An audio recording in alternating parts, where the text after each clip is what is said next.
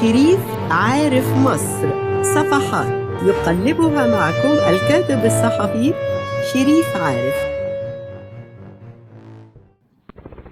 بعد الانتصار العظيم لمصر في حرب أكتوبر المجيدة عام 1973 سألوا وزير الدفاع الإسرائيلي موشي ديان إزاي مصر قدرت تحصل على كل هذا الكم من المعلومات رغم إن ما عندهاش أجهزة متطورة أو معدات فنية، وكمان مفيش دولة من الدول الكبرى بتساعدها بأقمارها الصناعية. وكان رد موشي ديان هو مفاجأة فعلية.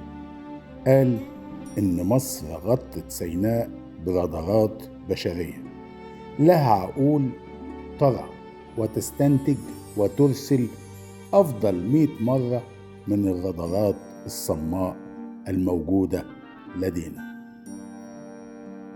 وبكده قدرت مصر تحصل على كل المعلومات اللي عايزاها من داخل سيناء. فكرة الرادارات البشرية اعتمدتها مصر لسببين أساسيين.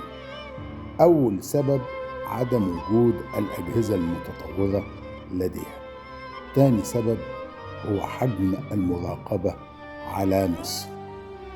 وهنا قررت مصر إنها تنشئ منظمة جديدة باسم منظمة سيناء العربية. وهنا قامت المخابرات الحربية المصرية بتدريب عدد كبير من أبناء القبائل البدوية على أعمال إرسال المعلومات، وبالفعل قاموا بتغطية جميع أرجاء سيناء بمندوبين. كانت المعلومات بتتناقل بين كل أفراد المجاميع من أبناء بدو سيناء، وكانوا بيقوموا بتنفيذ كل ما يطلب منهم من أعمال.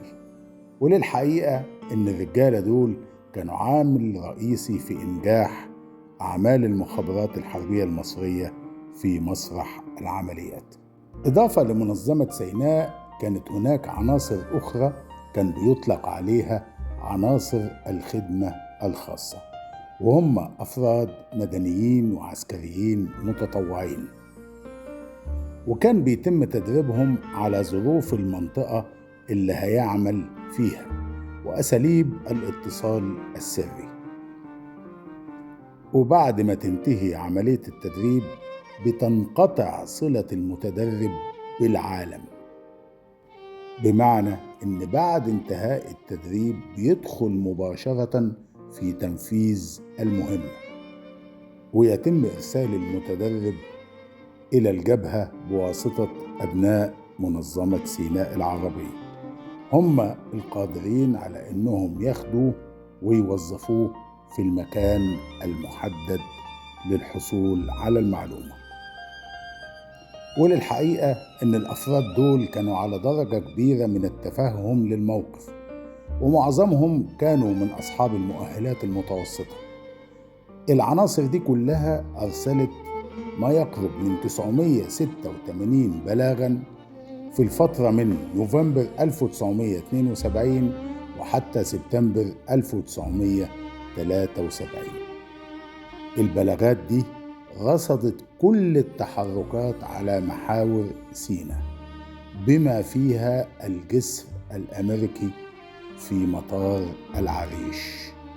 وبعد الانتصار العظيم كرمت مصر كل أبناء منظمة سيناء من بدو قبائل سيناء بحضور مدير المخابرات الحربية اللواء فؤاد نصار، ووزير الحربية الفريق أول أحمد إسماعيل علي.